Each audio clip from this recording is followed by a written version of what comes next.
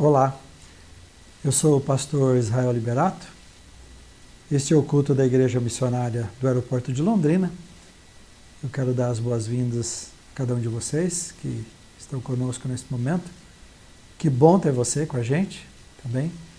E o meu desejo, e tudo foi preparado também, estamos em oração por isto, dia após dia, com cada encontro nosso, desejando que você tenha um encontro maior, que é o encontro com Jesus Cristo, que ama você, tem o melhor para a sua vida e que deseja dirigir cada passo todos os dias e deseja envolver-se em todas as situações da sua vida. Bem-vindo, que você experimente o melhor de Deus neste dia, nesse tempo que vamos passar juntos, que Ele renove a sua força, a sua fé, a sua esperança, dê direção para a sua vida. Louve ao Senhor comigo, você que está aí na sua casa, onde estiver nesse momento, juntamente com a sua família, com os seus, com quem você estiver, louve e adore o Senhor Jesus. Deus te abençoe.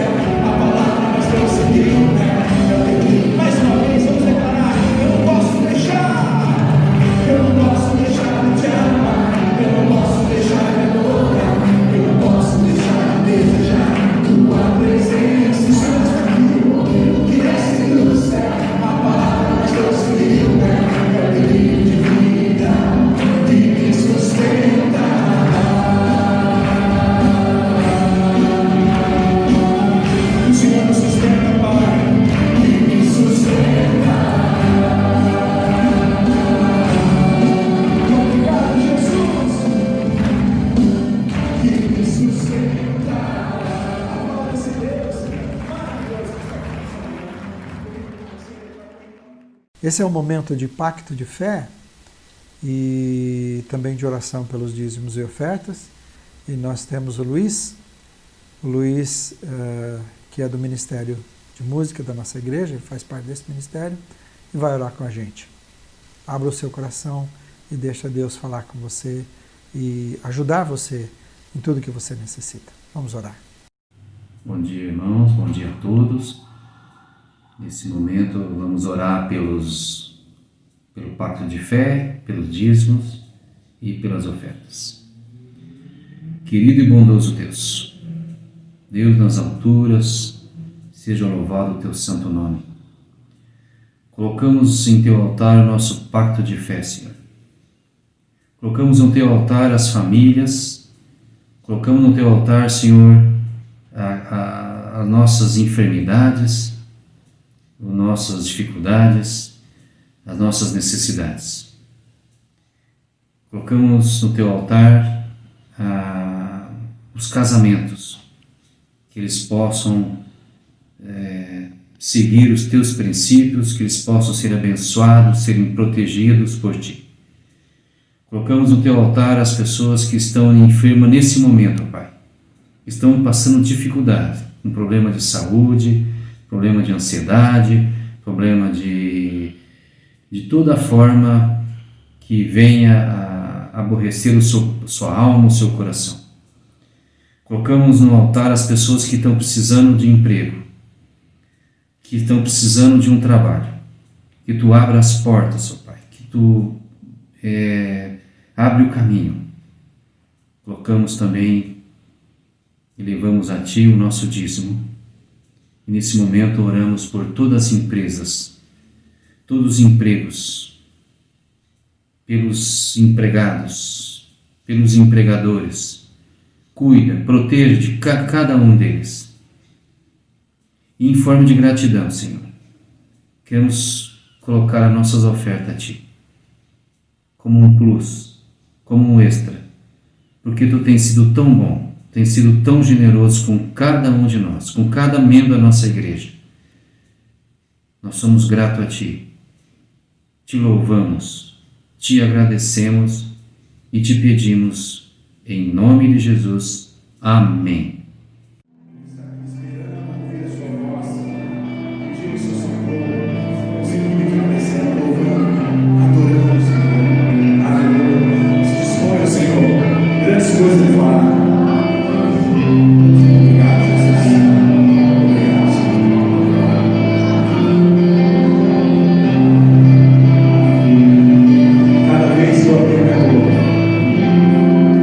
Cada vez que ele abre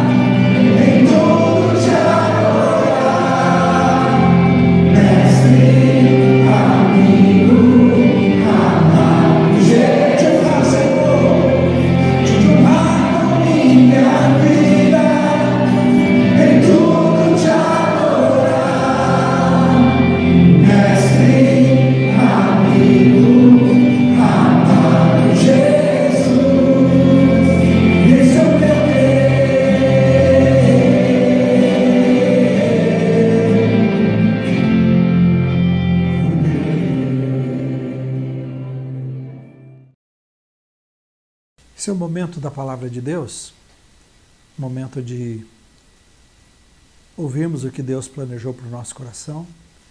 Eu quero pedir que você fale com Deus e peça que Ele abra o seu coração mesmo, a sua mente, seu entendimento, para você ouvir a sua voz e entender a sua voz, né? Então, que especial a gente poder parar esse tempo na presença de Deus que você está fazendo, para entender, para olhar para a sua palavra, que é Deus falando com a gente, é Deus conversando com a gente, é assim que Ele planejou. A palavra de Deus, ela é viva, né? Viva porque atende, é o próprio Deus falando e atendendo às nossas necessidades mais profundas. E eu quero pedir então que você preste toda atenção, crie sempre nesse momento um ambiente na sua casa, ou onde você estiver, né, de silêncio, de parar para ouvir Deus com toda a sua atenção, com todo o seu entendimento, com toda a sua alma. Quem vai ler a palavra de Deus nesse momento é a minha filha, filha do coração, né, especial, que é casada com meu filho caçula, Micael, Marielle, e ela faz parte do ministério, ela está envolvida com o ministério infantil da nossa igreja. Vamos ouvir a palavra de Deus. Lucas, a leitura é de Lucas 19, versículos 37 ao 40. Quando ele já estava perto da descida do Monte das Oliveiras, toda a multidão dos discípulos começou a louvar a Deus alegremente, em alta voz, por todos os milagres que tinham visto. Exclamavam: Bendito é o Rei que vem em nome do Senhor, paz no céu e glória nas alturas. Alguns dos fariseus que estavam no meio da multidão disseram a Jesus: Mestre, repreende os teus discípulos. Eu lhes digo, respondeu ele, se eles se calarem, as pedras clamarão. Eu quero que você caminhe comigo um pouco nesse acontecimento no ministério de Jesus, na vida de Jesus, que era já o final. Como um pano de fundo, né, vamos caminhar nessa história para a gente entender o que significa o silêncio da igreja e as implicações para a nossa vida. O que é que estava acontecendo e o que a multidão estava gritando para que Jesus respondesse aos fariseus que eles não poderiam se calar de forma alguma. Até aquele ponto em seu ministério, Jesus havia se distanciado de multidões e de aclamações. Você vai perceber isso na sua vida. Não contem para ninguém que eu curei você, né? Não conte isso, vai e fique quieto, né? Dizia isso. Então, várias vezes ele repetiu, ele fugia das multidões, ele atendia suas necessidades, mas fugia. Mas agora, estava chegando ao fim do seu ministério e ele também sabia que ia morrer. Porém, acima disso, era preciso cumprir as escrituras sobre o Messias, que seria enviado por Deus como libertador do seu povo, e isso foi anunciado pelos profetas e aguardado ansiosamente pelo povo de Israel. Então havia uma grande marcha de peregrinos vindo de todos os lados para a festa da Páscoa em Jerusalém. Era de costume. E é nesse contexto que Jesus entra em Jerusalém, até porque, na verdade, ele seria o cordeiro, né? A maioria não sabia disto, mas somente os discípulos. Ele sim seria o cordeiro que seria sacrificado na Páscoa e somente os 12 sabiam. E agora, seguido por uma multidão de discípulos, Jesus se revela que o Messias prometido acabara de chegar. E a Bíblia diz que toda a multidão de discípulos, o que ela fazia? Ela louvava a Deus com muita alegria, com a chegada de Jesus, esse anúncio e entrada triunfal, é assim que é chamado em Jerusalém. Então eles louvavam a Deus com muita alegria. Eles louvavam em alta voz por causa de todos os milagres, e o louvor era por isso, todos os milagres que eles tinham visto Jesus fazer. E o seu louvor a Deus em alta voz era dizendo: Bendito é o Rei que vem em nome de Deus, paz nos céus e glória nas alturas. Se a multidão de discípulos se calasse diante do Rei, o libertador enviado por Deus, Deus faria que objetos inanimados clamassem em seu lugar. Então, a presença do Rei que chegava causaria esse clamor, seja por pessoas, ou seja pela própria natureza. Quando olhamos para a Bíblia, para ver se há um exemplo de pedras clamarem, aconteceu um pouco adiante, quando os discípulos se silenciaram diante da crucificação de Jesus, traindo, abandonando, desistindo e fugindo. Veja o que a Bíblia relata. Lucas 23, 44 a 49 diz assim: Já era quase meio-dia, e trevas cobriam toda a terra, até às 3 horas da tarde. O sol deixara de brilhar e o véu do santuário rasgou-se ao meio. E Jesus bradou em alta voz: Pai, nas tuas mãos entrego o meu espírito. E tendo dito isso, expirou. O centurião, vendo o que havia acontecido, louvou a Deus, dizendo: certamente este homem era justo. E num dos outros evangelhos é colocado de outra forma, ele dizendo, realmente ele chega a essa conclusão, esse era o Filho de Deus. E todo o povo que havia se juntado para presenciar o que estava acontecendo, ao ver tudo isso que aconteceu, começaram a bater no peito e a afastar-se. Mas todos os que o conheciam, inclusive as mulheres que o haviam seguido, veja o que diz, desde a Galiléia, o versículo diz assim, ficaram de longe, simplesmente ficaram de longe, observando essas coisas. Você percebe o que aconteceu diante do silêncio dos discípulos na hora mais difícil de Jesus? Era quase meio-dia e as trevas cobriram toda a terra e o sol parou de brilhar. O véu do santuário no templo rasgou ao meio, de cima a baixo.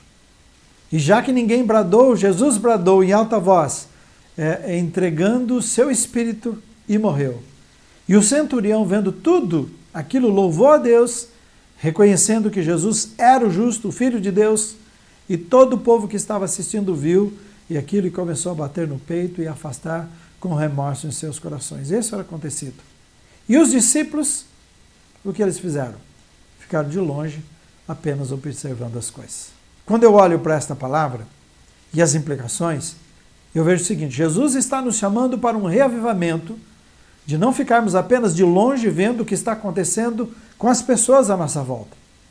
E vendo de longe é manter-se à distância da realidade, alheio ao sofrimento das pessoas, com medo de nos envolvermos, com medo de que o preço que nós teremos que pagar será caro, será alto demais, se nós nos aproximarmos delas.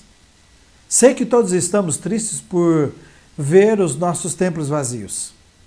E eu escolhi essa imagem que você está vendo, que é o título para refletir sobre esse momento que eu chamo de silêncio da igreja. E que silêncio é esse? Nós não temos mais o barulho de nossas crianças em suas classes, nos corredores do templo. Não ouvimos a voz da igreja cantando, a não ser pelo vídeo, mas eu estou dizendo lá na igreja. A voz do pastor está silenciada no templo, em geral, não só na nossa igreja, estou falando das igrejas em geral. Não ouvimos os barulhos das classes de ensino da igreja. Não ouvimos o som dos ministérios em ação da igreja.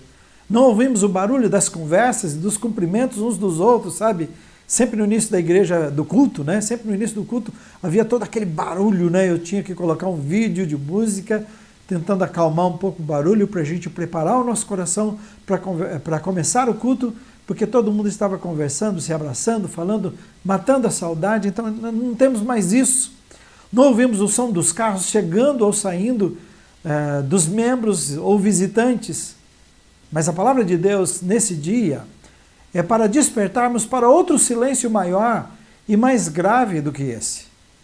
E que silêncio é esse? Mais grave é a igreja se calar diante da dor e do sofrimento, esperando as coisas melhorarem para fazer alguma coisa. Grave é entender que seu ministério é feito dentro das 4 paredes de um templo e ficar parada, a igreja pensando assim, parada no tempo e esperando para voltar a servir. Grave é olhar para si mesma e as suas necessidades e pensar somente em como atendê-las e não conseguir ver as pessoas do seu lado que sofrem precisando de Jesus. Grave é a igreja perdida em seu próprio mundo de afazeres. Você sabe como nós estamos envolvidos, as igrejas em geral, com tantas atividades, e tão envolvida que não conseguia acordar para o fato de que ela foi chamada para ser luz quando há escuridão, para ser sal e preservar quando tudo está se decompondo, como estamos enfrentando tantas coisas nesse mundo, valores se decompondo, se diluindo, né? Para ser remédio quando todos estão doentes, e quando eu falo em doenças, eu não estou pensando só na pandemia, no sentido físico, né? Que as pessoas estão sofrendo com o vírus, e quantas pessoas, aos milhares sofrendo, quantas famílias sofrendo por isso, mas eu penso no sofrimento emocional, né? Sofrimento conjugal, familiar, quantas coisas acontecendo. As pessoas estão sofrendo. E nós temos um remédio para todos esses doentes. Para indicar o caminho quando as pessoas estão perdidas e não sabem para onde ir, nós somos chamados para isso. Para ser abrigo quando as pessoas não têm onde se proteger. Grave é o silêncio da igreja, e aí agora não no seu ministério, no seu trabalho, mas de pessoas no seu dia a dia, que não sabe ser igreja além do domingo. É a igreja que é absorvida de segunda a sábado pelos seus afazeres e não tem tempo para estender as mãos aos feridos do seu caminho diário, como fez o bom samaritano que parou tudo. Grave é a igreja que não faz nenhum esforço para saber se adaptar às exigências do seu tempo e prefere morrer do que se transformar. Grave é o silêncio da igreja que é linda, grande e forte como uma árvore de folhas verdes, que vem estação e passa a estação e nenhum fruto é encontrado nela. Como aconteceu com Jesus, que olhou para a figueira. Era linda. Ela tinha tudo, menos uma coisa: frutos. Então as pessoas, como Jesus chegou e os discípulos para se alimentar e não tinha com que se alimentar, pessoas também chegam famintas para essas igrejas, para nós, e saem ainda sem esperança, com mais fome, porque não encontrar nada para o seu alimento. Então o silêncio de uma igreja assim reflete uma igreja sem vida, sem poder, sem rumo, sem esperança, uma igreja morna, fria, apagada, quase morta. Não pode ser assim com a gente. Nós não podemos nos calar porque somos testemunhas dos milagres de Jesus, assim como eles. Agora estou pensando no que aconteceu. Por que eles estavam gritando Hosana, Hosana? Por que a alegria? Então, primeiro, porque eles testemunharam os milagres de Jesus. Essa era a alegria. E nós também não podemos nos calar diante da realidade, porque nós também somos testemunhas do que Jesus fez na nossa vida. Primeiramente, nós sabemos que Deus nos amou. E essa, para mim, é uma visão muito interessante. Porque Jesus diz assim: ninguém vem a mim se o Pai não o trouxer.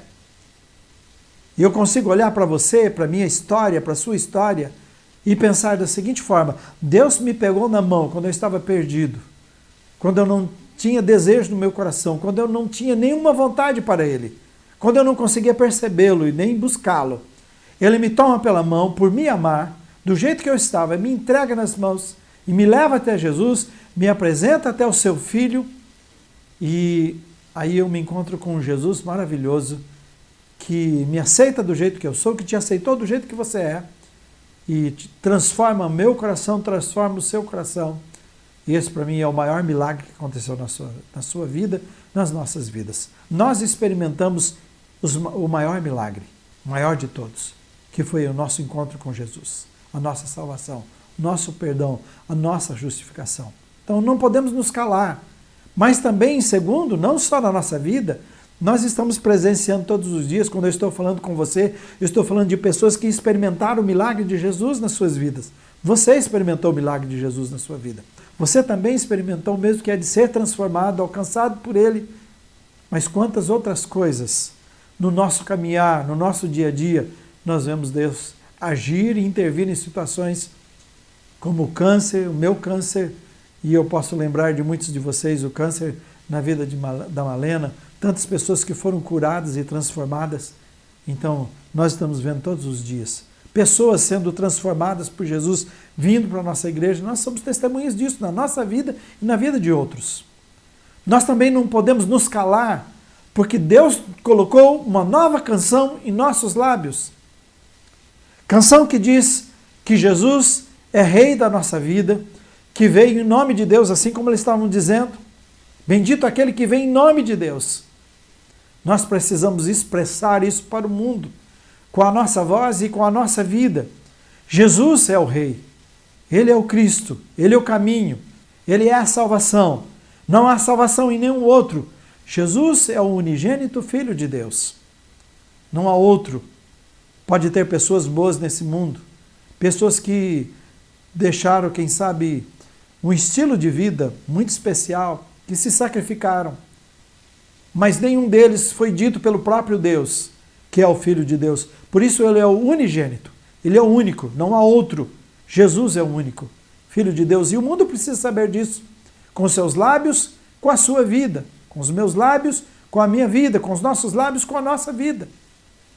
Nós também não podemos nos calar. Ao contrário, na verdade, nós precisamos gritar para o mundo e de todas as formas que pudermos que há paz no céu, porque Deus nos enviou o Rei da paz.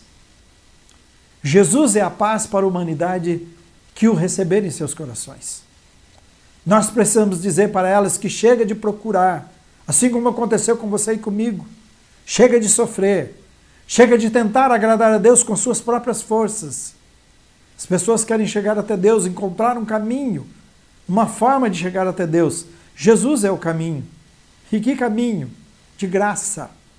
Então as pessoas que Deus colocar em nosso caminho, e no seu caminho, no meu caminho, precisam ouvir e ver em nós que Jesus é o presente de Deus para reatar a paz com a humanidade.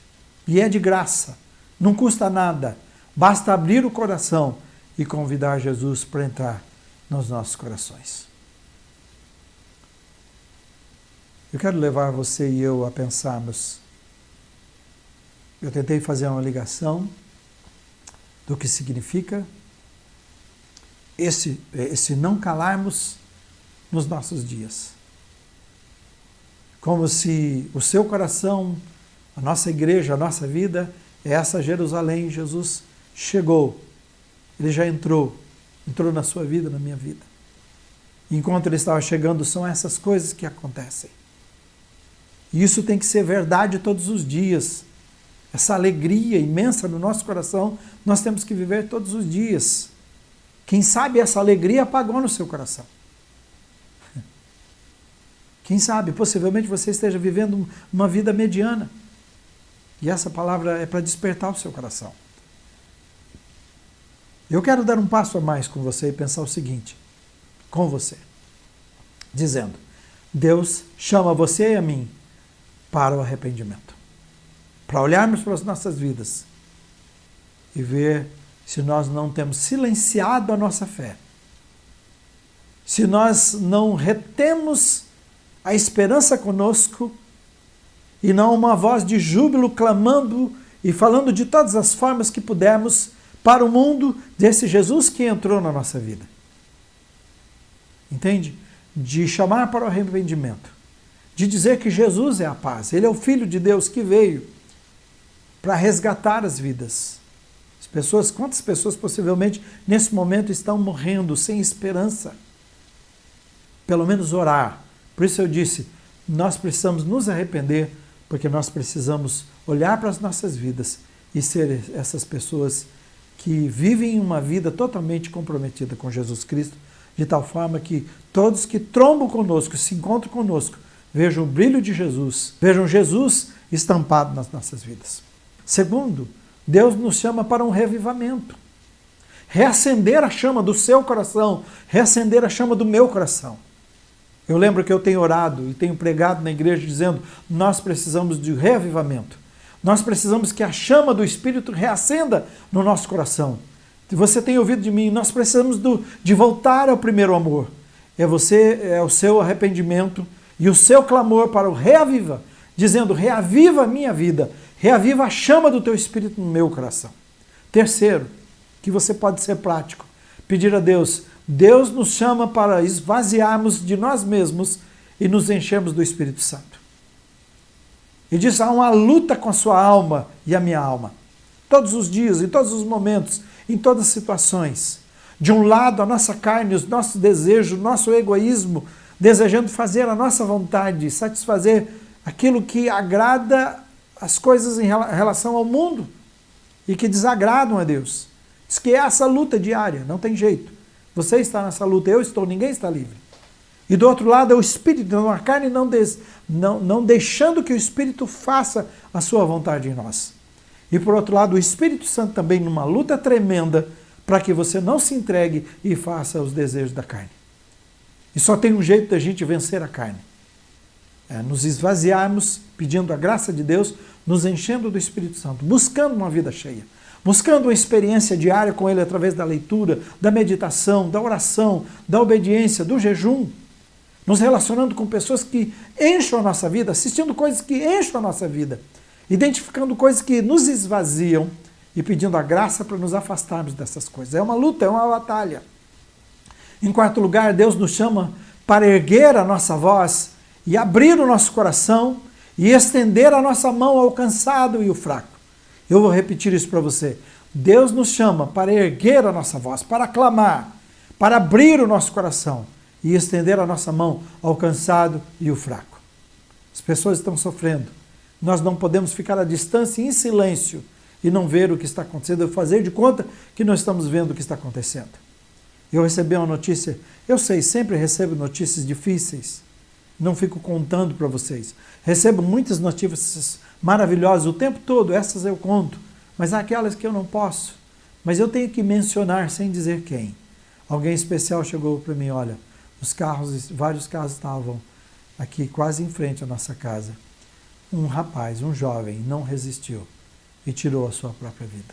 Aqui pertinho da igreja. Quantas pessoas estão sem esperança? Quantas pessoas estão em profunda angústia?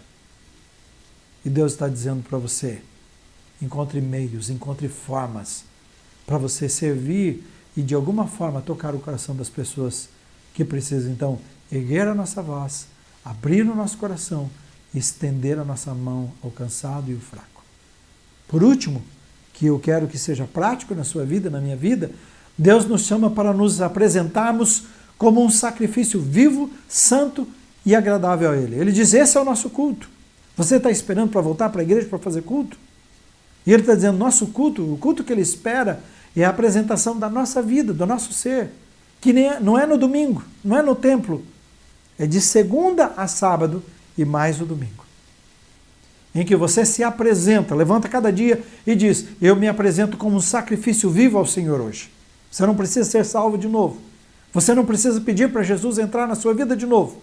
Mas você precisa se consagrar todos os dias e se apresentar todos os dias a Deus para servi-lo com toda a sua alma, com todo o seu ser, com toda a sua vida, com todo o seu coração. Esse é o culto que Ele espera de cada um de nós. O silêncio da igreja. Eu lamento, irmãos,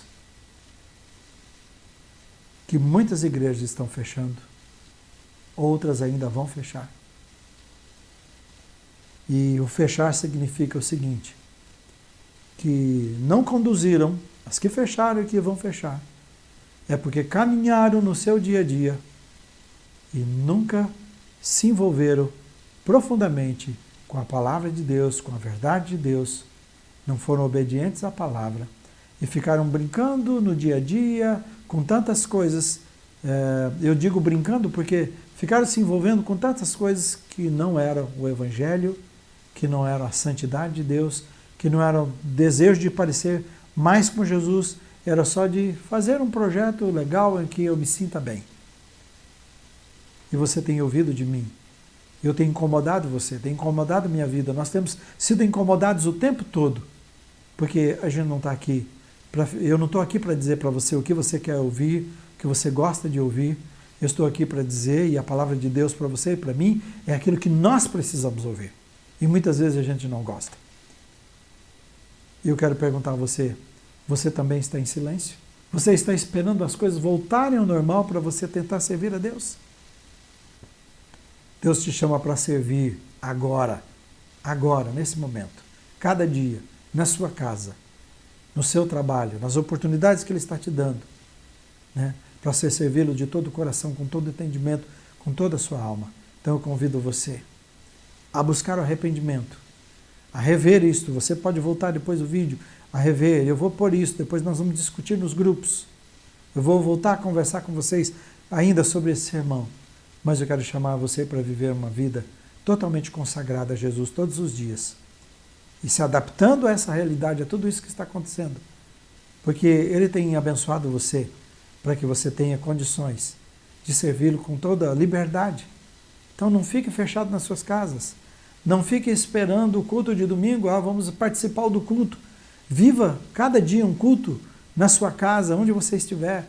Transforme o seu lar num culto e leve a mensagem de esperança de todas as formas que você puder para as pessoas. Compartilhe os nossos cultos, compartilhe as nossas mensagens, compartilhe os nossos vídeos, os nossos links. Avise as pessoas, fale que nós estamos vivos, nós estamos aqui, que a Igreja de Jesus não parou e não vai parar. No nome de Jesus, apresente a Ele todos os dias como sacrifício vivo, santo e agradável. Eu vou orar com você nesse momento. Feche os seus olhos. Paizinho querido, que o Senhor acorde a sua igreja, não só a nossa igreja, mas todas as nossas igrejas do Brasil e do mundo. Eu sei que o Senhor fez tudo isso, o Senhor permitiu tudo isso, né? Para que nós pudéssemos parar e rever a nossa espiritualidade. E esse é o momento que todos estamos parando para rever. E principalmente nesse dia, quando estamos nos deparando com esta verdade. Se estes se calarem, as pedras clamarão. E nós tivemos várias pedras clamando. Mas nós é que fomos chamados para ser essa voz que louva, que adora, que anuncia Jesus com a nossa voz, com a nossa vida, com tudo que somos e de todas as formas que o Senhor permitir. Por favor, perdoa-nos se estamos em silêncios, calados e estamos olhando de longe como espectadores e não estamos nos envolvendo com o sofrimento e a dor das pessoas nesse momento. Então desperta-nos e ajuda-nos. Nós pedimos o arrependimento. Eu peço, derrama, Senhor Jesus, do seu Espírito e reaviva a sua igreja. Reaviva cada pessoa que ouve nesse momento. Que o teu Espírito entre profundamente em cada vida, em cada coração, de uma maneira tão profunda, tão grande, tão poderosa e maravilhosa, que as vidas sejam despertadas para viver profundamente a vida consagrada que o Senhor nos chamou para viver. Que cada um de nós sejamos despertados para buscar e viver uma vida cheia do Espírito e todos os dias possamos nos apresentar como um sacrifício vivo, santo e agradável que o Senhor nos chamou para viver. Deus te abençoe grandemente. Você sabe que sempre estou orando por vocês e eu peço que você, a Deus, pela sua semana, que você tenha uma semana abençoada em tudo, no seu lar, com a sua família, com seus negócios, sua vida pessoal, e você experimente o melhor de Deus. Que você tenha uma semana abençoada, protegida por Deus, protegida desse mal que é o vírus. Eu tenho orado para que Ele te proteja. Que você seja bem sucedido em tudo. Que Deus se encha a sua vida e da sua família de esperança, de alegria, de força para viver. Tenha uma boa semana, no nome de Jesus. Um abraço a todos e até breve.